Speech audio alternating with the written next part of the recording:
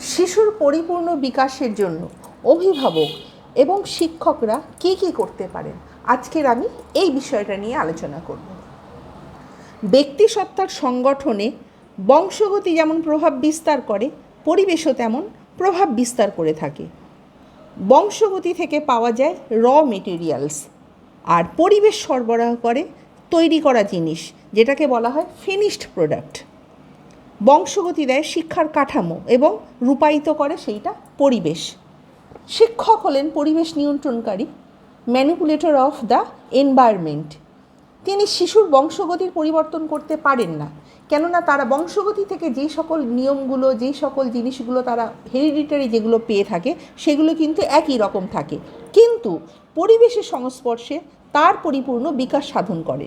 বংশগতির ঘাটতি পরিবেশের সাহায্যে অনেকাংশে পূরণ করা সম্ভব, কেননা যেগুলো আমরা পরিবেশ থেকে সেগুলো নিই, যেগুলো ভালো সেগুলো আমরা পরিবেশ থেকে নেব এবং সেইগুলো অভিভাবকেরা এবং শিক্ষকেরা তারা গাইড করবে।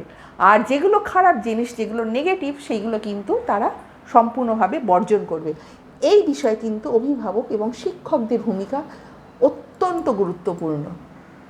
শিশুর পরিপূর্ণ বিকাশের জন্য অভিভাবক এবং শিক্ষকদের বেশ গুরুত্বপূর্ণ ভূমিকা রয়েছে। আমি এখানে কতগুলো পয়েন্ট বলবো।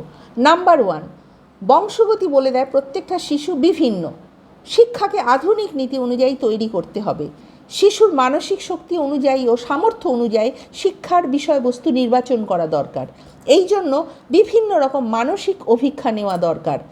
তাই অভিভাবকেরা এবং শিক্ষকেরা তার যদি মানসিক পরীক্ষা নেয়, তারা কিন্তু কীরকমভাবে শিখবে, তারা কীরকমভাবে পরিবেশে আচরণ করবে, সেইগুলো কিন্তু তারা বুঝতে পারে। নাম্বার 2, শিক্ষাকে মনোবিজ্ঞান সম্মত করতে হবে। শিক্ষক এবং শিক্ষার্থীর মধ্যে মনোরম এবং মধুর সম্পর্ক স্থাপন করতে হবে। বিদ্যালয়ের পরিবেশটাও সুস্থ এবং সামাজিকভাবে গড়ে তুলতে হবে। সেই রকমভাবে বাড়ির পরিবেশও এমন হওয়া উচিত যেন কোলাহলপূর্ণ না হয়, এবং একটা শিক্ষার যে ভূমিকা সেইটাও কিন্তু পরিবারে থাকা উচিত। তাহলে কিন্তু সেইগুলো দেখে শিশু অবশ্যই সেই বিষয়গুলো অর্জন করবে। নাম্বার 3, প্রত্যেকটা শিশুকে তার রুচি অনুযায়ী, আগ্রহ ও প্রবণতা অনুযায়ী শিক্ষা দিতে হবে। সকলকে একরকমভাবে গড়ে তোলার চেষ্টা করলে চলবে না, আর তা সম্ভবও নয়, কারণ প্রত্যেকটাই প্রত্যেকের থেকে আলাদা হয়ে থাকে। একজনের যে ব্যক্তিত্ব রয়েছে আরেকজনের কিন্তু সেই ব্যক্তিত্ব থাকে না, কিংবা একজন হয়তো সে যত সহজে কোনো কিছু বিষয়টা রপ্ত করতে পারছে, দেখা যায় যে আরেকজন সেই বিষয়টা কিন্তু তত সহজে রপ্ত করতে পারছে না। সুতরাং শিশুভেদে, ব্যক্তিভেদে তার শিক্ষা, তার বুদ্ধি কিন্তু দেখা যায় যে বিভিন্ন রকম, তাই তাকে সঠিকভাবে শিক্ষা প্রদান করতে হবে। নাম্বার 4, শিক্ষক এমনভাবে শিক্ষাদান করবেন যাতে শিক্ষা শ্রুতি নির্ভর হয়, শিক্ষা যেন সহজ এবং সার্থক হতে পারে। সেই রকম অভিভাবকেরা যখন শিশুকে বা বড়দের যখন কোনো কিছু বলবে, তখন কিন্তু সেইটা ভালো হতে হবে এবং শ্রুতি নির্ভর হতে হবে। এমন কিছু বিহেভিয়ার করবে না, কিংবা এমন কিছু আচরণ করবে না যেখানে কিন্তু সেটা না বুঝতে পারে কিংবা বুঝতে অসুবিধে হয়। নাম্বার 5, শিক্ষার্থীরা যাতে অবসর সময়ে সুস্থ ও সুন্দরভাবে কাটাতে পারে, তার জন্য নানা রকম শিক্ষামূলক এবং সৃজনমূলক এই রকম কাজ এবং শিশু চলচ্চিত্র দেখানো, খেলাধুলা ইত্যাদির ব্যবস্থাও করতে হবে। নাম্বার 6, বিদ্যালয়ের পরিবেশ যাতে আদর্শ এবং গণতান্ত্রিক পরিবেশ হয়, তার দিকে নজর দিতে হবে। যে পরিবেশে শিশু তার বংশগতির ধারা অনুযায়ী কাজ করতে পারে না, সে পরিবেশটা তার পক্ষে স্বাস্থ্যসম্মত হয় না। আর কখনোই সেখানে বিদ্যালয়ের যে পরিবেশ থাকে সেখানে কিন্তু সকলের সঙ্গে সমানভাবে আচরণ করতে হবে। একজনকে যদি ভালোভাবে লক্ষ্য রাখা হলো এবং একজনকে যদি অবহেলা করা হলো, সেখানেও কিন্তু দেখা যায় অসুবিধা তৈরি হয়। সেই রকম অভিভাবকেরাও যদি বাড়িতে যদি দেখা যায় যে অনেকজন রয়েছে, সেইখানে কিন্তু তার যে শিশুরা রয়েছে তাদের সঙ্গে কিন্তু সমানভাবে আচরণ করতে হবে, সমানভাবে শিক্ষাদান করতে হবে। সেই ক্ষেত্রে কিন্তু শিক্ষাটা একটা সঠিক হবে এবং যথার্থ হবে। নাম্বার 7, শিশুর দৈহিক স্বাস্থ্য নিয়মিত পরীক্ষা করার ব্যবস্থা করা দরকার। সাথে সাথে মানসিক স্বাস্থ্য যাতে ভালো থাকে তার দিকে নজর দেওয়া দরকার। নাম্বার 8, শিক্ষার্থীদের অগ্রগতির পরিমাপ যাতে মনোবিজ্ঞান সম্মত হয় সেই দিকে নজর দিতে হবে। যারা প্রতিভাবান এবং মাঝারি এবং ডাল যারা রয়েছে তাদেরও উপযুক্ত পদ্ধতিতে শিক্ষার বিশেষ ব্যবস্থা নিতে হবে।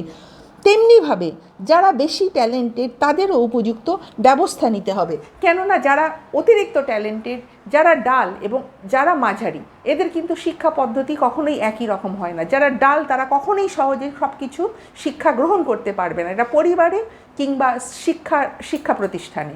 যে অতিরিক্ত ট্যালেন্টেড সে কিন্তু সব জায়গায় তাড়াতাড়ি শিখে ফেলবে এবং সব জায়গায় কিন্তু সে তার ভালো পারফর্ম সে করতে পারবে। নাম্বার 9, উপযুক্ত শিক্ষকের দ্বারা ছাত্রদের শিক্ষামূলক এবং বৃত্তিমূলক নির্দেশদানের ব্যবস্থা করতে হবে। দলগত নির্দেশনার জন্য গ্রুপ গাইডেন্স টেকনিকের সাহায্য নিতে হবে। সুন্দরভাবে শিশুদের পরিচালনা করলে তবে তারা বাস্তব জীবনে সার্থকভাবে সফল হতে পারবে। বংশগতি এবং পরিবেশ সম্বন্ধে উডওয়ার্থের মন্তব্য হলো, বংশগতি নিজে নিজেই বিকশিত হয়। একথা না বলে বরং বলা উচিত শিশুর বিকাশ পরিবেশ কর্তৃক বংশগতির বিকাশের উপর নির্ভর করে। নাম্বার 10, ইতিবাচক পরিবেশ এবং নিরাপত্তা তাদের নিশ্চিত করা দরকার। শিশু যেন ঘরে ও বিদ্যালয়ে ভয়মুক্ত পরিবেশে থাকতে পারে তা তাদের নিশ্চিত করতে হবে। তাদের ভুল করলে বকাঝকা না করে বুঝিয়ে বলা এবং মানসিক নিরাপত্তার বোধ তাদের দেওয়া উচিত, কেননা তারা যদি মানসিকভাবে ভেঙে পড়ে, মানসিকভাবে যদি শক্ত সামর্থ্য না হয়, তারা কিন্তু কোনো কিছুই শিখতে পারবে না। তাই তাদের কিন্তু মানসিক স্টেবিলিটিও তাদের দেওয়া দরকার এবং তাদের বেশি বকাঝকা করা কখনোই উচিত নয়। নাম্বার 11, আবেগীয় বুদ্ধিমত্তা ও সহমর্মিতার শিক্ষা এদের দিতে হবে। শুধু পড়াশোনা নয়, অন্যকে সাহায্য করা এবং নিজের আবেগ নিয়ন্ত্রণ করতে শেখানো। অভিভাবক ও শিক্ষকদের উচিত শিশুর কথা ধৈর্য ধরে শোনা, যাতে তারা নিজেদের গুরুত্বপূর্ণ মনে করে। সকলকে শেখাবে, তারা শিখবে, সেই রকমভাবে তাদের পরিবেশ তৈরি করে দিতে হবে। নাম্বার 12, সৃজনশীলতা ও কৌতূহলকে উৎসাহিত করতে হবে। মুখস্থ বিদ্যার চেয়ে নতুন কিছু করার প্রতি আগ্রহ বাড়াতে হবে।